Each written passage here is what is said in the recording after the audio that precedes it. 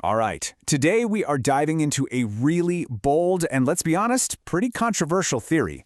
It's a theory that claims to have found the single hidden engine that drives all of human civilization. So, what is this powerful hidden force? I mean, it's one of the biggest questions you could possibly ask, right? What makes a culture just flourish, build these incredible cities, create amazing art?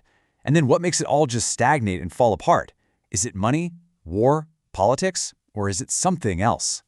Well, way back in 1934, a Cambridge anthropologist, a guy named J.D. Unwin, published this huge, dense book called Sex and Culture. And in it, he claimed that after years of just meticulous research, he had found the one single factor that explained everything.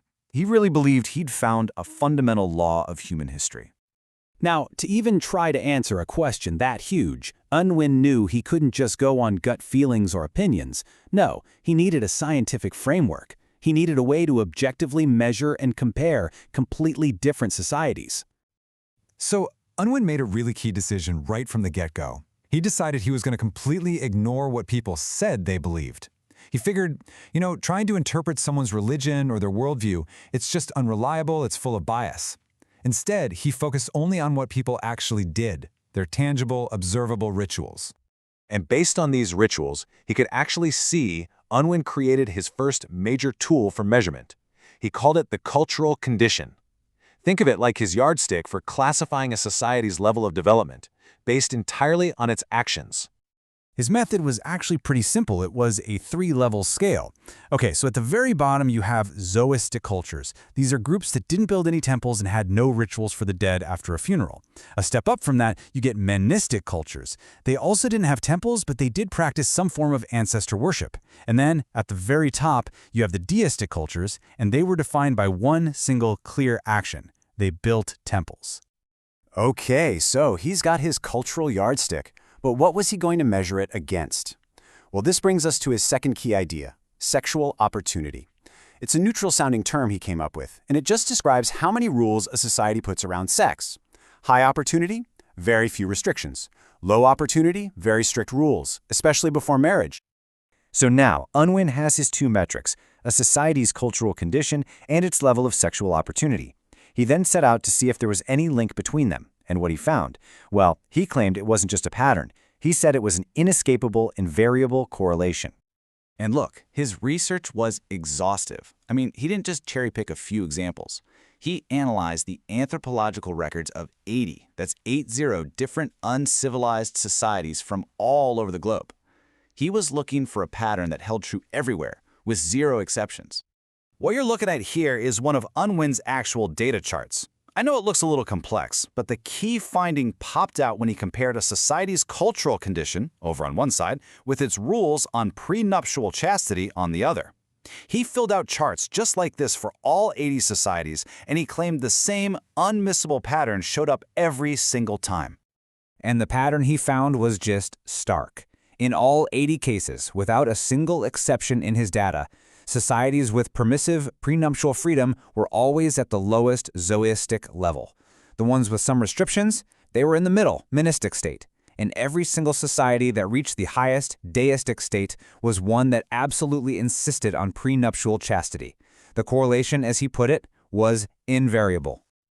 So this discovery became the foundation for his entire theory. He started to believe that this correlation wasn't just some coincidence you find in small tribes. No, he thought it was the key to understanding the great civilizations of history. We're talking the Babylonians, the Romans, the British, you name it. The core of his grand theory really came down to a single concept. As he wrote in his own preface, the cultural behavior of any human society depends on the state of energy into which, as the result of its sexual regulations, the society has arrived. So what on earth did he mean by a state of energy? Well, he argued that when sexual opportunity is limited, that powerful psychic energy from the sex drive doesn't just vanish. It gets redirected. It's channeled into what he called expansive social energy. It's the fuel for ambition, for exploration, for rigorous thought, for building things. It's the force that literally pushes a culture outwards to achieve great things. So, from this idea, Unwin mapped out this predictable life cycle for any civilization. It starts when a group adopts strict sexual rules like absolute monogamy. Then, for about 3 generations, their social energy just expands and they flourish. They hit their peak. But almost inevitably, as they get more prosperous and powerful, the rules start to loosen. Sexual opportunity increases. And as it does, that expansive social energy just dissipates. He called it human entropy. The society loses its drive, and eventually it gets conquered or just absorbed by a newer, more energetic group. So after hundreds and hundreds of pages of evidence from dozens and dozens of cultures, Unwin gets to his final and very stark conclusion. For him, this wasn't a political argument, it wasn't a moral one. He saw it as a simple statement of fact. He concluded that this whole cycle, this rise and fall of energy and entropy tied directly to sexual regulation, it wasn't just a recurring pattern. He believed it was an unchangeable law of the cultural process. For Unwin, it was as fundamental to human societies as the law of entropy is to the physical universe. A society could choose its sexual rules, sure, but it could not choose the cultural consequences of that choice. And so, this whole explainer of Unwin's work really leaves us with a truly provocative thought.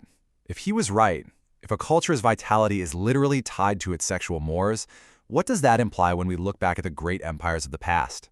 What does it suggest about our own world today? And maybe most importantly, what might it predict for the future?